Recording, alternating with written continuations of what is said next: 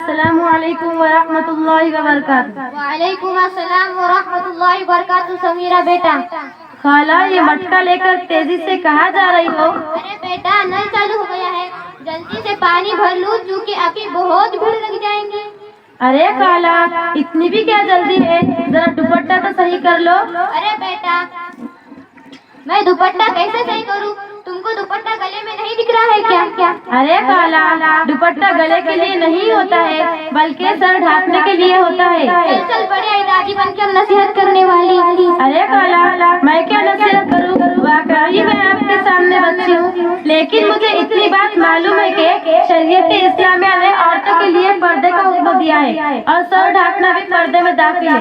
ارے بیٹا میں بازار تو نہیں جا رہی ہوں، یہ گھر کے سامنے اور محلے کی تو بات ہے، یہاں سر کھولنے سے کیا بے پردگی ہو رہی ہے؟ ارے خالہ یہی تو ہمارے ماں اور بہنوں کی بھول ہے کہ ہماری ماں اور بہنیں محلے اور گھر میں سر کھلے رکھنے کو بے پردگی ہی نہیں سمجھتی، حالانکہ سر تو ہر وقت ڈھک کر رکھنا چاہیے۔ ارے بیٹا گھر میں کون آ رہا ہے جو ہر وقت سر کو باندھے رکھے؟ ارے خالہ گھر میں ایسے بہت سارے مرد آتے ہیں جن سے پردہ ضروری ہے، جیسے دیور، چاچا زاد بھائی، تایا زاد بھائی، ماموں زاد بھائی، پھوپھی زاد بھائی، خالہ زاد بھائی۔ ان رشتے داروں کے سامنے ہماری ماں اور بہنوں کا سر بھی کھلا رہتا ہے، گردن بھی کھلی رہتی ہے، بازو بھی کھلا رہتا ہے اور بے پردہ ہو کر بے فکری سے بیٹھ کر باتیں کرتی رہتی ہے۔ ارے بیٹا کیا ان رشتے داروں سے بھی پردہ کرنے کا حکم ہے؟ ہاں خالہ شریعت میں ان سب سے پردے کا حکم ہے اور ان کے سامنے سر کھولنے کی بھی اجازت نہیں ہے۔ ارے بیٹا اس زمانے میں ہماری ماں بہنیں ان سب سے پردہ نہیں کرتے، آج کے زمانے میں یہ گناہ تو عام ہے۔ ارے خالہ یہ سب تو بہت بڑا گناہ ہے۔ ایک مرتبہ ہمارے پیارے نبی حضرت محمد صلی اللہ علیہ وسلم نے فرمایا، میں نے جہنم کے اندر عورتوں کو مختلف عذاب میں مبتلا دیکھا ہے۔ ایک عورت کو دیکھا کہ وہ اپنے بالوں کے ذریعے جہنم میں لٹکی ہوئی ہے اور اس کا دماغ ہانڈی کی طرح پک رہا ہے۔ آپ صلی اللہ علیہ وسلم کی پیاری بیٹی حضرت فاطمہ زہرا رضی اللہ تعالیٰ نے پوچھا، ابا جان وہ عورت جہنم میں سر کے بال کیوں لٹک رہی تھی؟ تو جواب میں حضور صلی اللہ علیہ وسلم نے فرمایا، اسے عذاب گھر سے باہر ننگے سر جانے کی وجہ سے ہو رہا تھا۔ وہ عورت نامحرم مردوں سے اپنے سر کے بال نہیں چھپایا کرتی تھی۔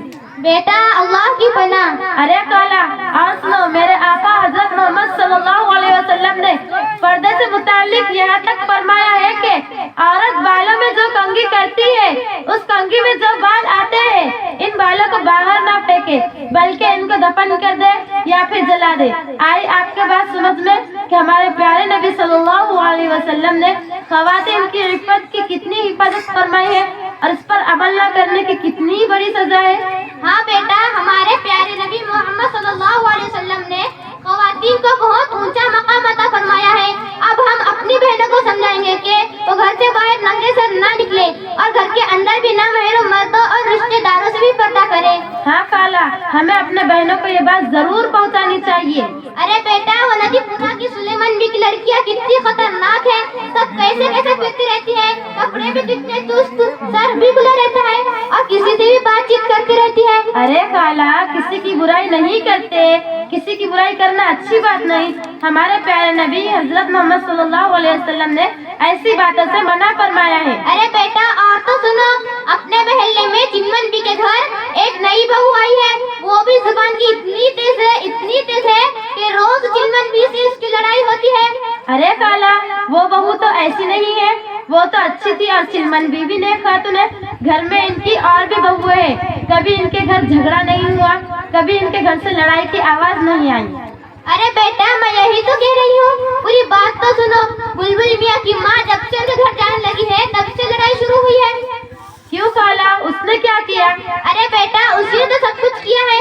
جب وہ ساس کے پاس بیٹھتی ہے تو بہو کی خوب برائی کرتی ہے اور جب بہو کے پاس ہوتی ہے تو ساس سے خوب برائی کرتی ہے، دونوں میں آگ لگا کر لڑائی کرواتی ہے اور خود الگ ہٹ جاتی ہے۔ بیٹا بلبل میاں کی ماں جس گھر میں بھی جاتی ہے 2-4 دن کے بعد اس گھر سے لڑائی کی آواز شروع ہو جاتی ہے۔ بیٹا بلبل میاں کی ماں بڑی چغلخور عورت ہے۔ خالہ آپ جانتی ہیں کہ چغلخور عورت کے بارے میں ہمارے پیارے نبی صلی اللہ علیہ وسلم نے کیا فرمایا؟ سنو، ہمارے پیارے نبی صلی اللہ علیہ وسلم ارشاد فرماتے ہیں، جب میں معراج گیا تو میں نے دیکھا ایک عورت کو کہ اس کا چہرہ سور کی طرح ہے اور باقی جسم گدھے کی طرح ہے، مگر حقیقت میں وہ عورت ہے اور سانپ بچھو اس کو لپٹے ہوئے ہیں۔ آپ صلی اللہ علیہ وسلم نے فرمایا یہ وہ عورت ہے جس کو جھوٹ بولنے اور چغلی خانے کی وجہ سے عذاب ہو رہا تھا۔